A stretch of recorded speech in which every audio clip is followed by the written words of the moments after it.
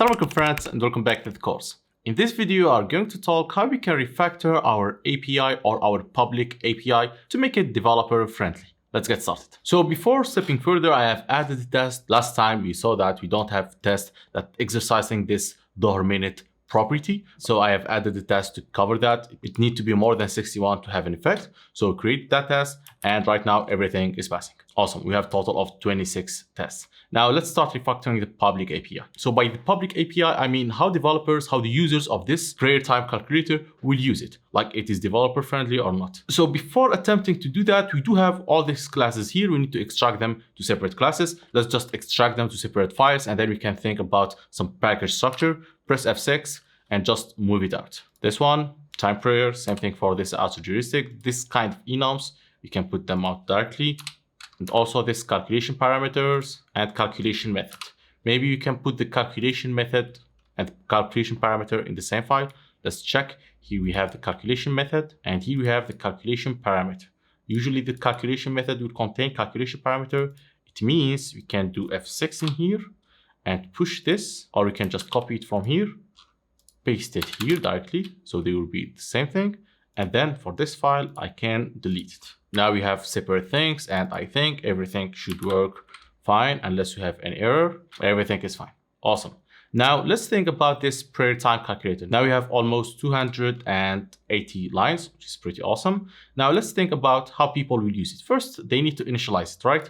So this thing are initialized with public variables. This is a bad thing. We are going to create a constructor here. So you can press Alt Enter and use move to constructor. Same thing for this one.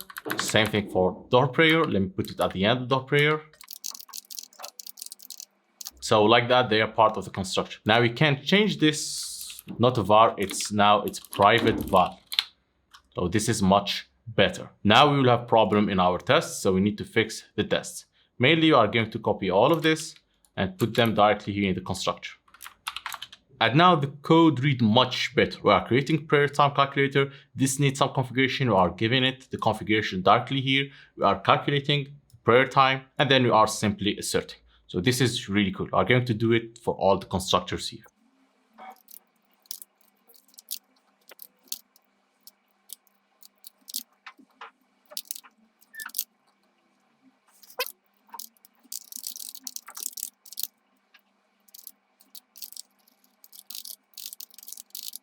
And now you can see the final thing. Here is the constructor. Here is this specific method which tunes the time, right? The calendar stuff. And then if you run it, I think everything should work fine. We didn't change anything actually. Awesome. Now this is part of the public API. The other thing is that people are calling get prayer times and then they are expecting prayer times. Here prayer times is a list of string. Now, I don't actually like the fact that it's a list of string because you are delegating the task to the user to figure out which one is the first prayer, the second prayer. Sometimes you can have problems. Let's say if it's sorted, I don't know, maybe some bugs or something. So it makes sense to deliver this as a custom object, meaning this is prayer times, right? So the way on how to do it, I will do it that way. I will create a custom class here. I will call it data class. They are prayer times actually. Here, it's not actually prayer times. There will be specific form of prayer times. There will be formatted prayer times. And then I can put all the prayer times I'm expecting. So here's a class I come up with, which is formatted prayer times. It contains exactly the names of the prayers directly. So when the user will use prayer times.fajr.sunrise, anything else. This is much better and type safe, right? So now instead of exactly here, we don't need this names because the names, usually the names is the developer responsibility because sometimes you can deliver the names in Arabic, French, like it will be localized based on the developer. So we don't care about it much. I will delete it. And here for the invalid times, I suggest like invalid times, it's going to be a constant. You are going to do it like that.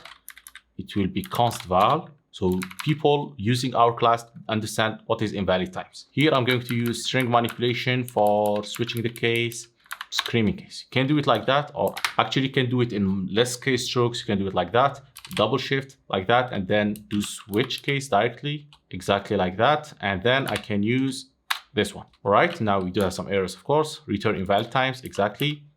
Oh, here's the thing. Okay, let's return invalid times first. Let's return invalid times here also. We are going to do extensive refactoring for this invalid time later on. Now I think we will have problems. Exactly, we didn't use that formatted prayer times.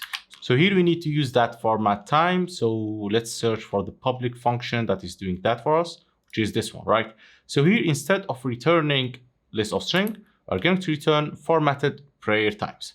Now this one will return us the result list, right? So what I'm going to do at this moment, I'm going to return formatted prayer times.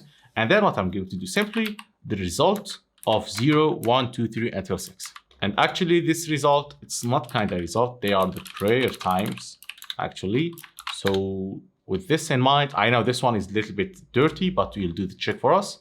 So we'll have problems actually in the test. Exactly, we'll have problems. So instead of doing assert equal to, can actually assert values by values, but since we have a data class, we can assert them directly. So this is a prayer time, right? So instead of returning here a list of expected prayer times, we're going to turn a list of formatted prayer times. And then what I'm going to do, I'm going to compare assert equal expected prayer times to prayer times. Okay, now I can remove this one.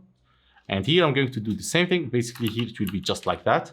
So instead of using this one, I'm going to assert equals what is the formatted prayer times of all of this thing. I'm going to copy paste them here immediately. Let me put it like that. And the second one is the prayer time you get. So I can delete this one. Now let me just put this on separate lines. Let's put it like that. Let me just remove the hint. Where is the hint? Don't show hint for the current method. At least, so as you can see, this is much better. I'm going to do this for all the classes. I'm going just to copy that, paste it here, and replace it with these lines. So as you can see, when doing the refactoring of legacy code, you are going to refactor your tests also. So your tests are the main important thing when doing such refactoring. So always, usually we start by something else. Usually we do the modification in the test and then do the modification in the code. And so we can guarantee coherence between our test and production code. But what we are doing also is pretty fine.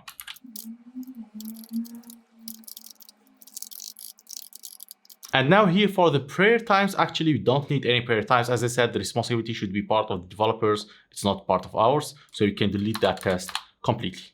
Awesome. Now the only remaining problem is this one. We need to make this list converter to be actually called prayer time converter, right? And this one will return us formatted prayer times.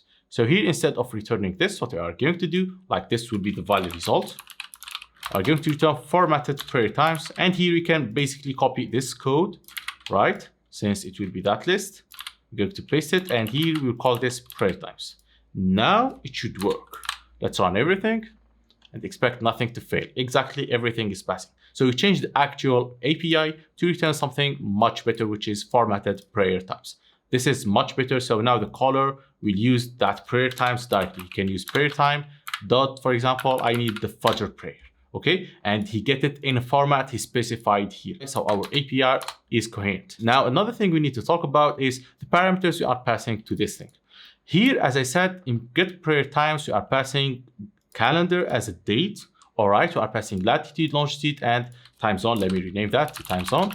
Now, if these parameters are passing all together, I can't pass them as one object. We need to think about a good name, such as, I don't know, prayer time inputs or prayer time request. So we don't know actually if you are passing all the parameters together. Here, for example, we are passing the latitude as simple term, okay? But here it's kind of private. It's a private thing, so it's passed internally.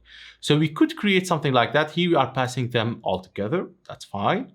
Here we are passing longitude and time zone only. Right now, I don't see a need for that. I think perfectly it makes sense because also the user will get them as separate things. So the user who is going to use our code. So he will get those four things all together. He will get the calendar or the date object. He will get the latitude and longitude. Maybe this will go together, and he will get the time zone also. I think that's fine. If you have a need, we can refactor this. The only problem is this calendar. Actually, we are using calendar and the date, right? So here we are passing calendar. Sometimes you can use, I think you can use also the local date, which is the new API, because some developers prefer the local date. I don't know exactly if you are going to use that local date or not. So let's explore whether changing this to a local date will make sense. So here, instead of passing prayer time, I'm going to expect a local date. Okay. So as a local date, I'm going to pass the year. Yeah, let's pass directly here. We are passing three things. The month I think is starting one. Let's pass local date. or let's pass the date like that. So we don't need all of this. That's fine. Now we need to go here and change this one to a local date. Okay, it's propagating. Let's change it to a date actually. We are using it here only, like calculate Julian date. Okay, we are passing, let's pass the local date, please. Date like that, it will be a local date. And here for the year, we are passing the year, the month. Okay, the month, I think we can pass the value because this is an enum. And finally, we need the day. So it is date.day, the day of the month, of course.